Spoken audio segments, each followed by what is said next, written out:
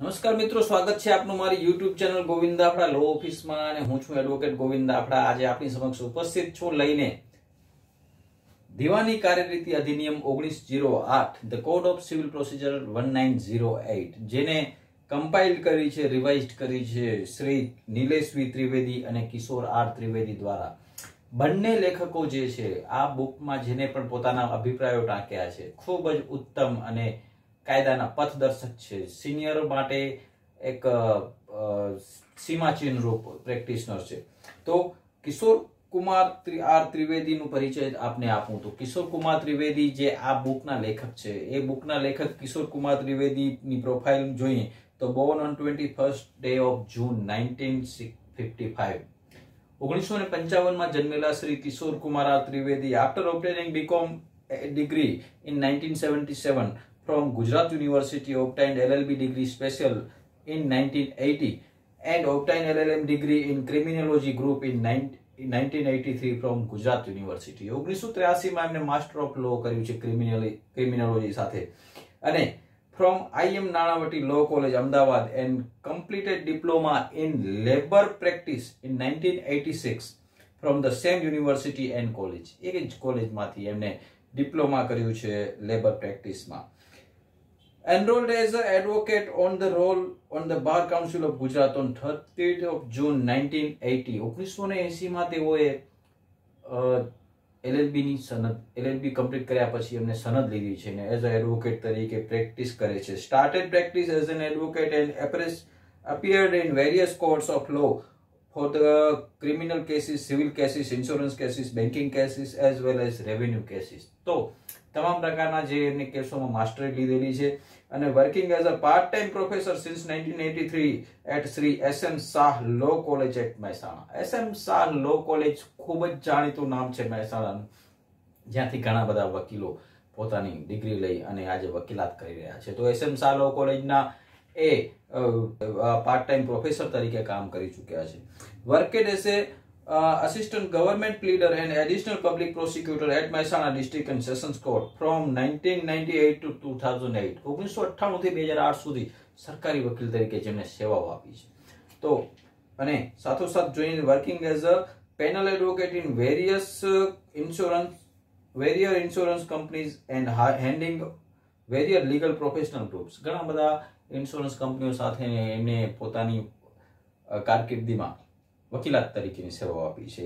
Elected as a senate member in Hemachandracharya north Gujarat university, effectively worked as a dean of faculty of law at Hemachandracharya North Gujarat University, elected as a member of the Bar Council of Gujarat in 2012-13 as well as elected in recent election of BCG held in 2018 for 5 years, ex-chairman of GLH committee, ex-chairman of enrollment committee and ex-chairman of executive committee। આ પરિચય થયો કિશોર Kumar R Trivedi advocate, જેમનું યોગદાન છે આ દીવાની કાર્યરીતિ અધિનિયમ 1908 ના રિવાઇઝ કરવામાં।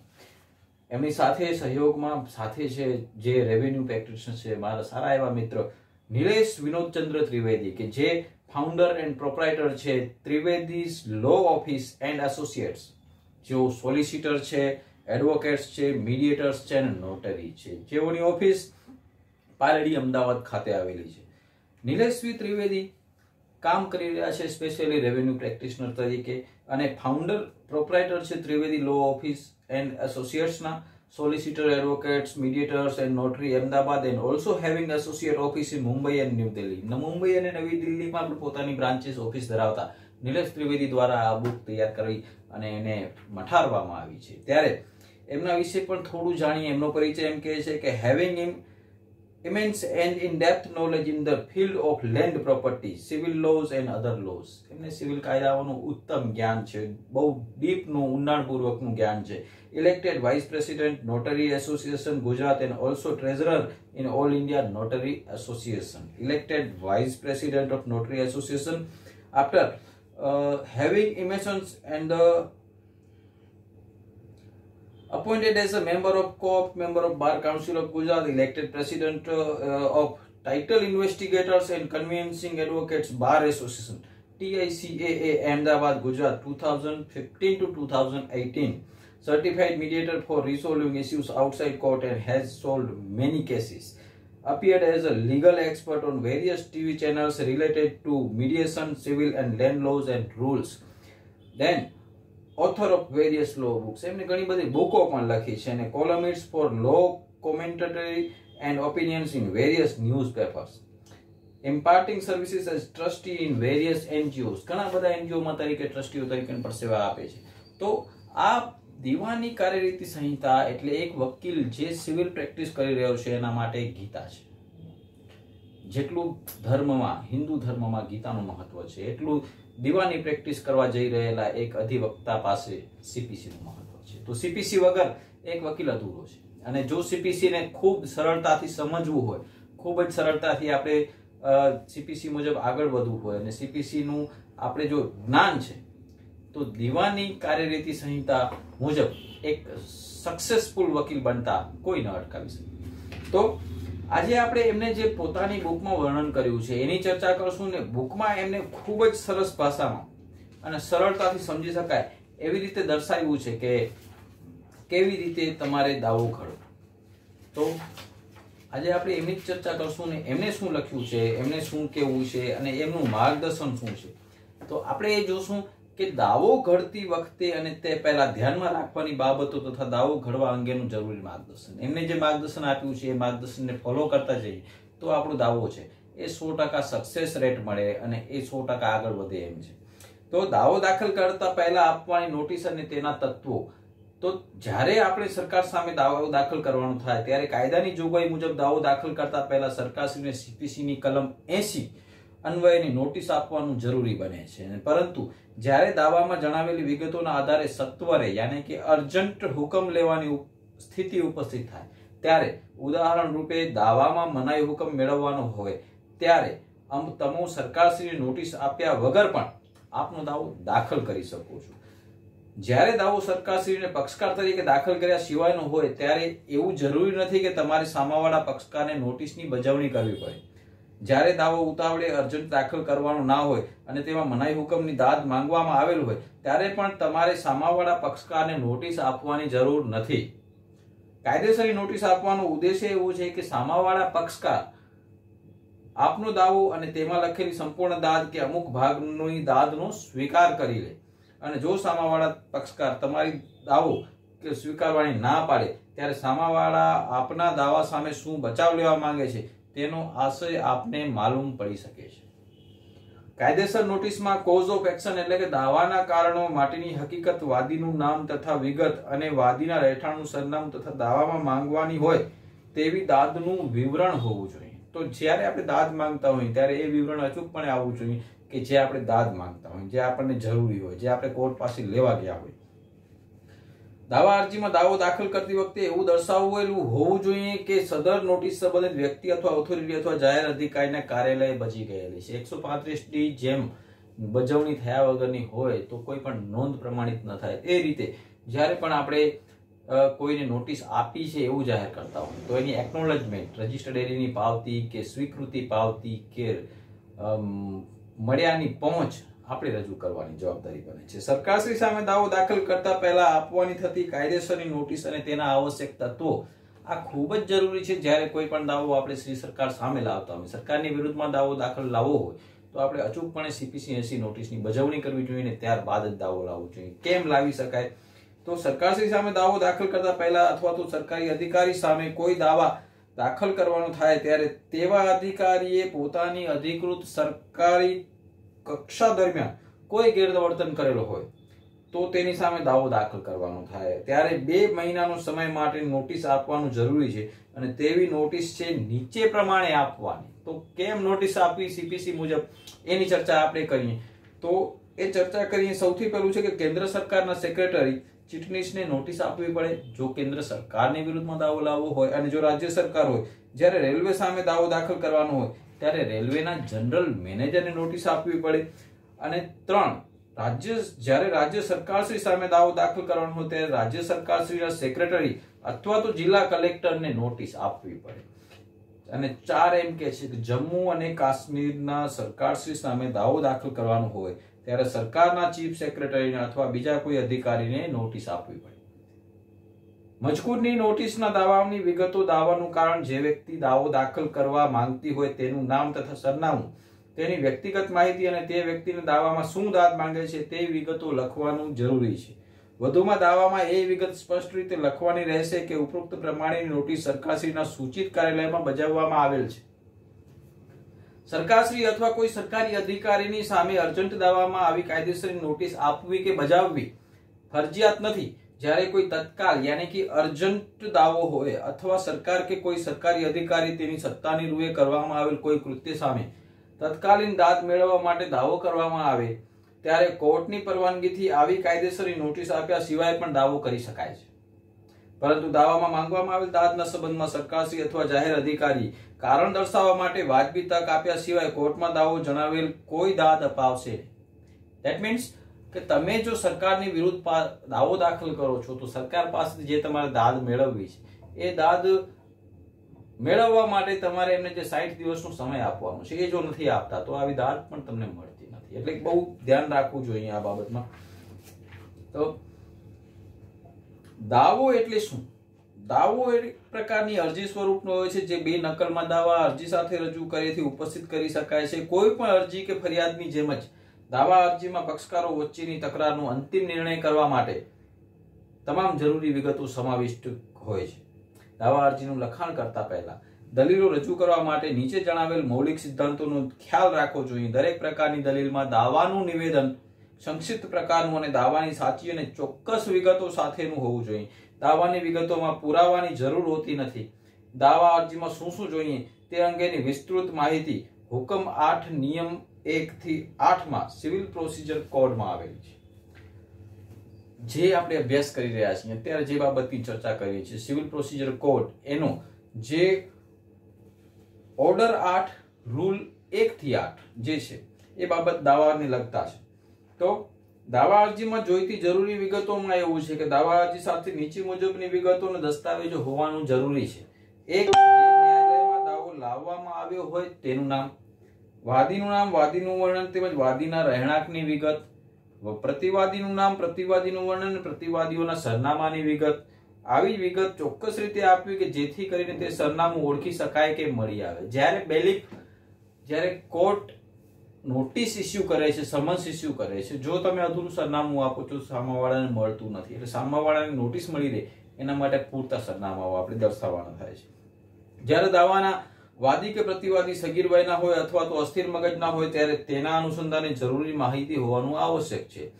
દાવાનું કારણ, ઉપસ્થિત થયાની વિગતો અને તે દાવાનું કારણ ક્યારથી ઉત્પન્ન થયું છે તેની પણ સંપૂર્ણ વિગતો અચૂકપણે મૂકવી જોઈએ. દાવામાં સૂચિત કોર્ટને હકુમત છે તેની વિગતે બતાવવાનું પણ જરૂરી છે. જ્યુરિસ્ડિક્શન લાગે છે, જો જ્યુરિસ્ડિક્શન તમે કોર્ટને ન બતાવો તો પણ આપણો દાવો દાખલ ન થાય એવું બને.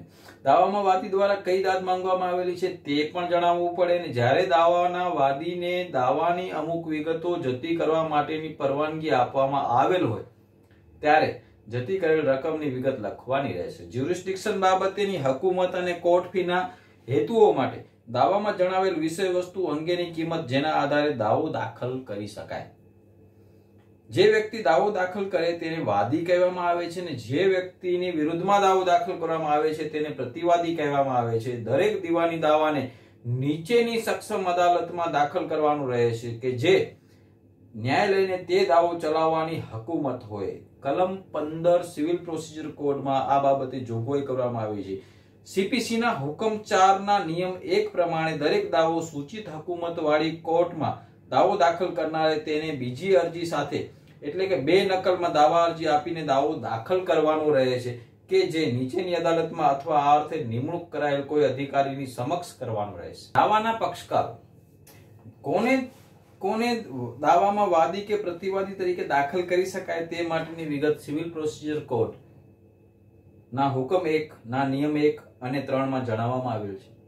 તે મુજબ તમામ વ્યક્તિઓને એક જ દાવામાં વાદી તરીકે સામેલ કરી શકાય છે કે જ્યારે નીચેના સંજોગોમાં એક જ દાવામાં બધી વ્યક્તિઓને વાદી તરીકે સામેલ કરી શકાશે જેમાં એ છે એક જ કામ કે કાર્યવાહીના સંબંધમાં અથવા તેમાંથી ઉપસ્થિત થતો અથવા અનેક કામો કે કાર્યવાહીના સંબંધમાં અથવા તેમાંથી ઉપસ્થિત થતો દાદ માંગવાનો કોઈ પણ હક એવી વ્યક્તિઓ પાસે સંયુક્ત રીતે, વ્યક્તિગત રીતે અથવા એક નહીં તો બીજાની પાસે હોવાનું કહેવાતું હોય ત્યારે, અને એવી વ્યક્તિઓ જુદો દાવો માંડે તો કાયદાનો અથવા હકીકતનો કોઈ સમાન પ્રશ્ન ઉપસ્થિત થાય ત્યારે હુકમ 1 નિયમ 1 યાની કે ઓર્ડર 1 રૂલ 1 મુજબ દાવો માંડી શકાય છે. નેસેસરી પાર્ટી એક એવા પ્રકારનો પક્ષકાર કહેવાય છે કે જેના સિવાય અસરકારક હુકમ કરી શકાય નહીં. જ્યારે યોગ્ય એટલે કે પ્રોપર પાર્ટી એક એવા પ્રકારનો પક્ષકાર કહેવાય કે જેની હાજરી સિવાય પણ અસરકારક હુકમ કરી શકાય છે. પરંતુ કાર્યવાહીઓમાંના પ્રશ્નો ઉપરનો અંતિમ હુકમ કરવા માટે આવા પક્ષકારની હાજરી જરૂરી હોય છે. દાવામાં જે પક્ષકારને દાખલ કરીને તેની સામે દાવાનો હુકમ કરવામાં આવે તેને જરૂરી પક્ષકાર એટલે કે નેસેસરી પાર્ટી કહેવામાં આવે છે. જે પક્ષકારને દાવામાં દાખલ કરવામાં ન આવેલ હોય તેની સામે દાવાનો હુકમ થયાનું માલુમ પડે તો પણ તે વ્યક્તિની જરૂરી પક્ષકાર બની જાય છે. પરંતુ એ વસ્તુ સ્પષ્ટ થાય છે કે સૂચિત પક્ષકારને દાવામાં જોડવાનું અત્યંત જરૂરી બની જાય છે કે જ્યારે મજકૂર દાવામાં સંપૂર્ણ રીતે અને અંતિમ નિર્ણય લાવવાનો હોય કે દાવામાં વિષય વસ્તુનો પ્રશ્ન સમાવેલ હોય. નામદાર કોર્ટે તેના બલવંત એન વિશ્વામિત્રા વિરુદ્ધ યાદવ સદાશિવ મૂલે ગુજરનારના વારસો દ્વારા AIR 2004 સુપ્રીમ કોર્ટ પાના નંબર 4377 ના કેસ દ્વારા તકરારી પક્ષકાર તથા જરૂરી પક્ષકાર વચ્ચેનો તફાવત બતાવતા એવું તારણ આપેલ કે સામાવાળાના વિદ્વાન વકીલે એવી દલીલ કરેલી છે કે સૂચિત દાવામાં પ્રતિવાદીઓને જરૂરી પક્ષકારો બનાવવામાં આવેલા નથી, સબબ તેઓની વિરુદ્ધમાં કોઈ હુકમનામું થઈ શકે નહીં અથવા તો તેઓની વિરુદ્ધમાં તે હુકમનામાનો અમલ પણ થઈ શકે નહીં. વાદીના દાવાની એવી વિગત છે કે સૂચિત મિલકત પાપામિયાને આપવામાં આવેલ છે અને પ્રતિવાદીઓનો કેસ પણ એવો નથી કે તેઓ અત્રેની વાદીના ભાડુઆતો હતા. હવે મિલકત પાપામિયા થકી માંગવામાં આવેલ છે અને તેથી તેઓને પેટા ભાડુઆતો ગણી શકાય, યાને કે પાપામિયાના ભાડુઆતો ગણી શકાય. વધુમાં સામાવાળાઓ અને માલિક વચ્ચેનો કોઈ કરારબદ્ધ સંબંધ નથી. સબબ અમારા માનવા પ્રમાણે વાદી માટે એવું જરૂરી નથી કે સામાવાળાને અત્રેના દાવામાં પ્રતિવાદી તરીકે દાખલ કરવા પડે. સબબ સૂચિત દાવો દાખલ કરતા પહેલા તેઓને નોટિસ આપવાની પણ જરૂર નથી. સબબ મજકૂરના સામાવાળાને અત્રેના દાવામાં નેસેસરી પાર્ટી કહી શકાય નહીં. તો જ્યારે એવું સ્પષ્ટ થતું ના હોય કે દાવો કોની સામે ચાલી શકે ત્યારે વાદી બે કે તે કરતા વધુ પ્રતિવાદીઓને દાવામાં સામેલ કરી શકે છે અને ત્યારે કોર્ટે નક્કી કરવાનું રહે છે કે કયા પ્રતિવાદી દાવામાં દાખલ કરવા માટે યોગ્ય છે. હુકમ 1 નિયમ 1 નિયમ 7 ઓર્ડર 1 રૂલ 7 એ આ બાબતની સ્પષ્ટતા કરે છે. ઉદાહરણ રૂપે વિશિષ્ટ કરાર પાલન યાની કે સ્પેસિફિક પરફોર્મન્સ ના દાવામાં કોઈ વ્યક્તિને દાવામાં જોડવા માટેનો પ્રશ્ન ઉપસ્થિત થાય કે જેની પાસે દાવાવાળી મિલકતનું ટાઇટલ અને દાવાવાળી મિલકતનો કબજો હોય. વિશિષ્ટ કરાર પાલનના દાવામાં યાની કે વેચાણ કરારના અમલ માટે વિવાદી એટલે ખરીદનાર, સામાવાળા એટલે વેચનાર વચ્ચેનો વ્યવહાર થયેલ છે અને કોર્ટ માટે નિર્ણય લેવાનું શક્ય ના હોય કે શું ત્રીજા પક્ષકારને તે મિલકતની માલિકી અને મિલકતનો કબજો છે કરારની મિલકત માટે, ત્યારે સૂચિત વેચાણ કરારમાં દાવામાં નિર્ણય કરવાનું સુસંગત બની શકે નહીં. વિશિષ્ટ કરાર પાલન માટેના દાવામાં દાવો પેન્ડિંગ હોય અને જે વ્યક્તિ તે દાવો દાખલ કરે તેના માટે બે પરિણામો વેચાણ કરાર પરત્વે સિદ્ધ કરવાનું જરૂરી બની જાય છે. જે એક છે વાદી પાસે પ્રતિવાદી સામે દાવામાં જણાવેલી વિગતો કે વિષય વસ્તુ પરત્વે દાદ માંગવાનો હક અધિકાર હોવો જોઈએ અને બીજું કે સબબ તેવા જરૂરી પક્ષકારને દાવામાં દાખલ કર્યા સિવાય પરિણામ સ્વરૂપનું હુકમનામું કરી શકાય નહીં. નામદાર સુપ્રીમ કોર્ટે કસ્તુરી વર્સિસ ઇયામ પેરુમાલ 2005 AIR MSCW પાના નંબર 2368 દ્વારા એવું તારણ આપેલ છે કે ત્રીજા પક્ષકાર અથવા તો અજાણ્યા પક્ષકારો કરાર માટેના દાવામાં જરૂરી પક્ષકારો ગણી શકાય નહીં. સબબ તેઓની ગેરહાજરીમાં પરિણામ સ્વરૂપ હુકમનામું થાય કારણ કે તેઓએ દાવામાં કરારવાળી મિલકત ખરીદેલ નથી અને વેચનાર પાસેથી અત્રેનો કરાર થતા પહેલા ખરીદેલ નથી. તેઓ જરૂરી પક્ષકારો નથી અને વિવાદી ખરીદનાર અને સામાવાળા વેચનાર વચ્ચે તેઓ ક્યારે પણ અડચણરૂપ થયા નથી. સબબ કોર્ટનો હુકમ દાવો ચાલતા દરમિયાન પક્ષકારો જોડવા માટેની અરજી માન્ય રાખવા માટેનો વિશિષ્ટ કરાર પાલન માટેના દાવામાં ત્રીજા પક્ષકારના કહેવાથી જે દાખલ થયેલ છે તે અરજી ગેરકાયદેસર હોય તેને સેટ એસાઇડ કરવામાં આવે છે.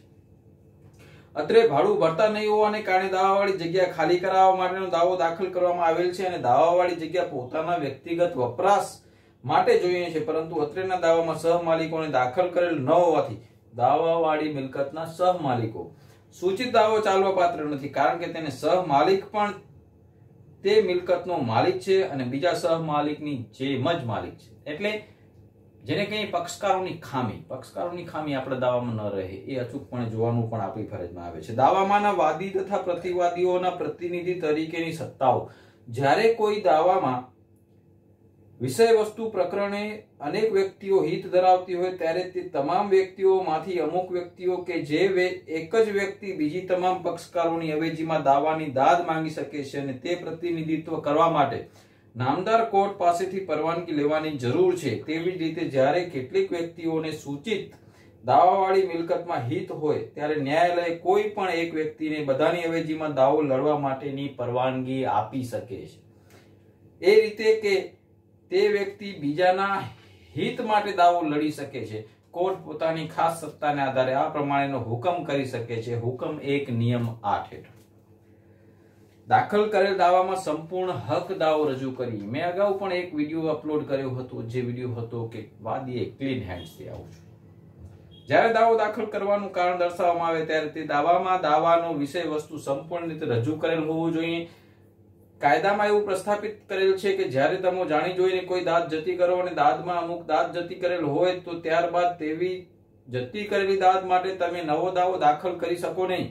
હુકમ 2 નિયમ 2 સિવિલ પ્રોસિજર કોડ. આની પાછળનો હેતુ એવો છે કે એકવાર કોઈ પક્ષકારો વચ્ચે સૂચિત મિલકત માટેનો દાવો દાખલ કરીને નામદાર કોર્ટે જો તેમાં અંતિમ ચુકાદો આપેલ હોય ત્યાર પછી કોઈ તકરાર રહેતી નથી.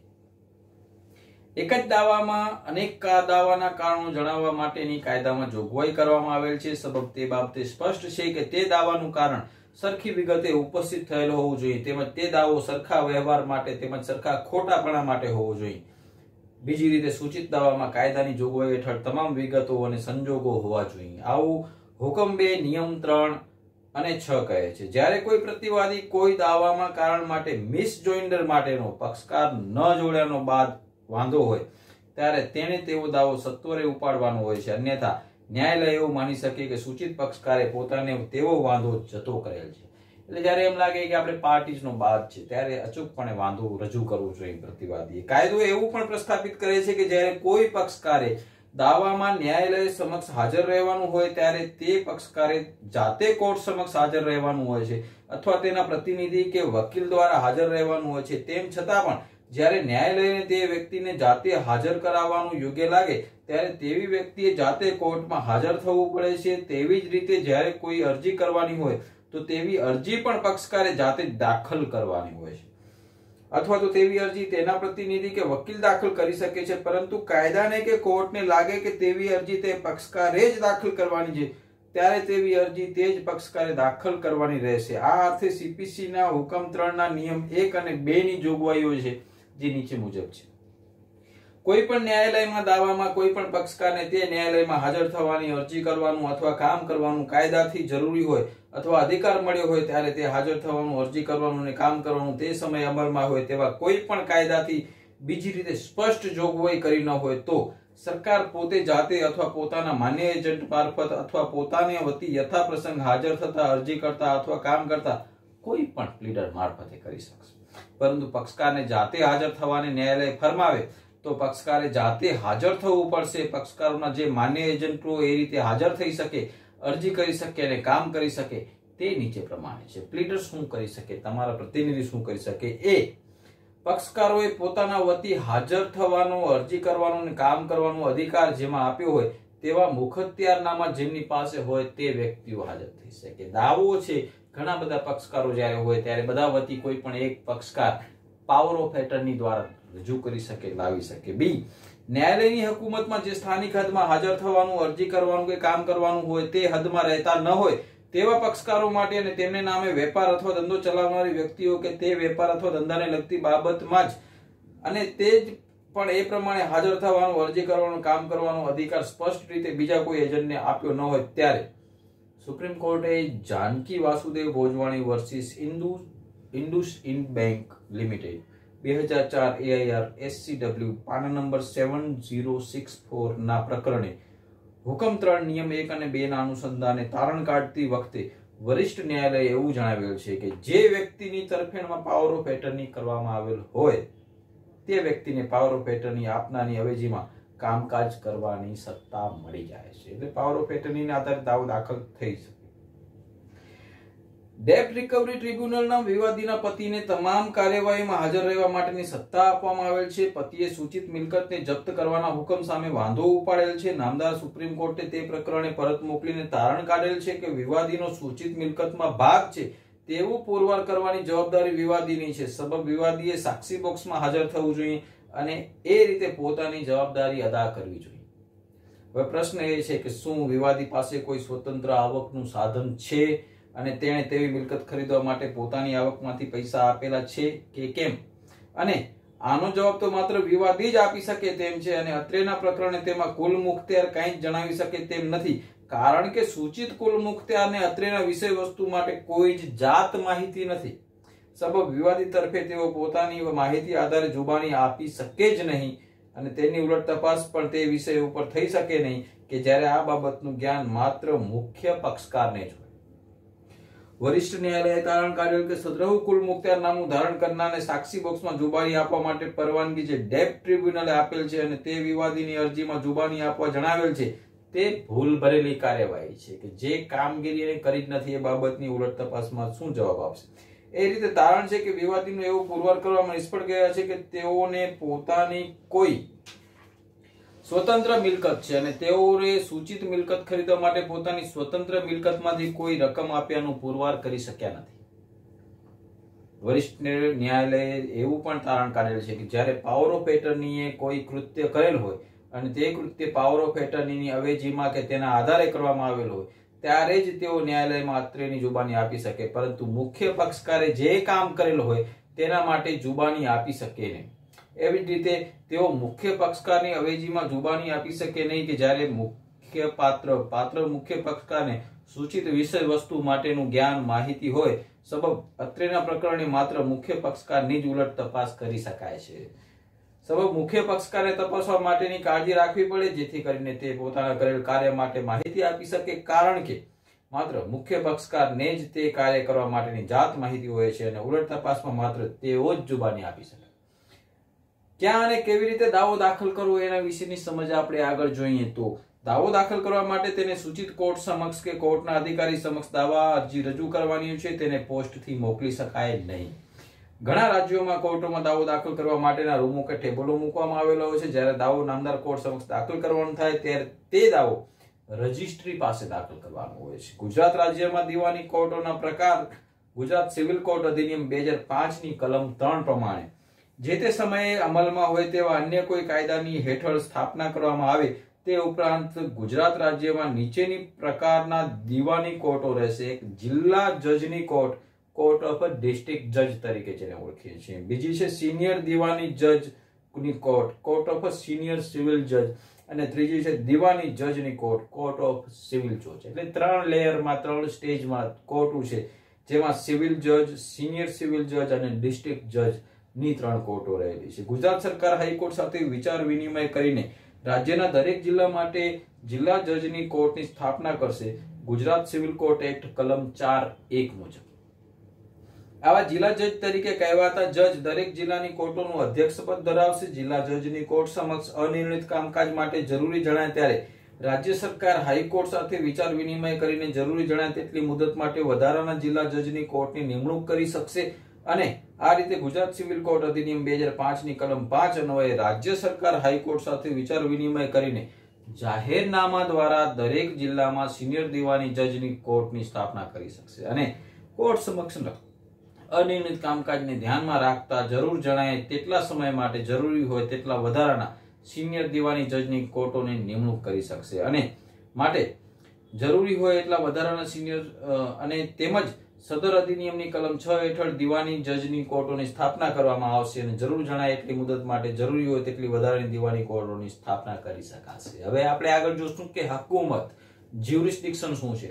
જ્યુરિસ્ડિક્શન કઈ કોર્ટને કેવા પ્રકારના દાવા ચલાવવા માટેની સત્તા મળેલી છે તે બાબતને હકુમત એટલે કે જ્યુરિસ્ડિક્શન કહેવામાં આવે છે. દરેક કોર્ટ પોતાની હકુમતમાં આવેલા દાવા ચલાવે છે. કોર્ટની હકુમત જુદા જુદા પ્રકારની છે, જેની વિસ્તૃત માહિતી નીચે મુજબ આપું છું. જુદા જુદા પ્રકારની કોર્ટની હકુમત: એક છે નાણાકીય હકુમત, બે છે કોર્ટની પ્રાદેશિક વિસ્તાર આધારિત હકુમત અને ત્રીજી છે વિષય વસ્તુ આધારિત ખાસ હકુમત. સીપીસી ની કલમ 9 પ્રમાણે દીવાની કોર્ટો દીવાની કેસ એટલે કે દીવાની દાવાઓ ચલાવે છે. દીવાની દાવો એટલે કે હક, દાવા કે અધિકાર નક્કી કરવા માટેનો દાવો. ઉદાહરણ રૂપે, જો તમને તમારી મિલકતમાંથી હાંકી કાઢવામાં આવે, તમારા દીવાની હકને છીનવી લેવામાં આવે, ત્યારે દીવાની દાવો દાખલ થાય. તે દાવાને મિલકતમાં કબજો લેવા માટેનો દાવો કહેવામાં આવે છે. પરંતુ સૂચિત દીવાની કોર્ટોમાં તમામ પ્રકારના દીવાની દાવા ચાલી શકતા નથી અને ઉપરોક્ત હકુમતી સત્તાના આધારે દીવાની કોર્ટો સામે અમુક દાવા ચલાવવા માટેનો બાદ રહે છે. જેવી રીતે કે જ્યારે કોઈ દીવાની અદાલતે પક્ષકારો વચ્ચેની તકરાર માટે અંતિમ ચુકાદો આપી દીધેલો હોય, ત્યારે અન્ય બાકી રહેતા કેસમાં તે ન્યાયાલય તેવી જ તકરાર ચલાવી શકે નહીં કે ચુકાદો આપી શકે નહીં. કલમ 11 સિવિલ પ્રોસિજર કોડ. જ્યારે એક દાવામાં સૂચિત વિષય ઉપર તકરાર ઉપર અંતિમ ચુકાદો આપવામાં આવેલો હોય, ત્યારે તેવી જ તકરાર ઉપર તે જ કોર્ટ બીજી વાર કોઈ હુકમ કરી શકે નહીં.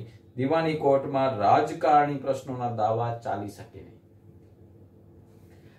નાણાકીય હકુમત વિશેની ચર્ચા કરીએ તો સિવિલ પ્રોસિજર કોડની કલમ 6 પ્રમાણે કોઈ પણ અદાલતને તેની નિર્ધારિત નાણાકીય મર્યાદા કરતા વધુ વિષયની રકમના દાવા ચલાવવાની હકુમત નથી. ગુજરાત સિવિલ કોર્ટ અધિનિયમ 2005 ની કલમ 14 મુજબ દીવાની અદાલત દીવાની જજને કોર્ટને જે વિષય વસ્તુનું મૂલ્યાંકન 5 લાખ રૂપિયાથી વધુ ન હોય તેટલી રકમના દાવાઓ ચલાવવાની હકુમત રહેલ છે અને દીવાની જજની કોર્ટે કરેલા હુકમનામાની સામેની અપીલો જિલ્લા જજની કોર્ટમાં કરવામાં આવશે.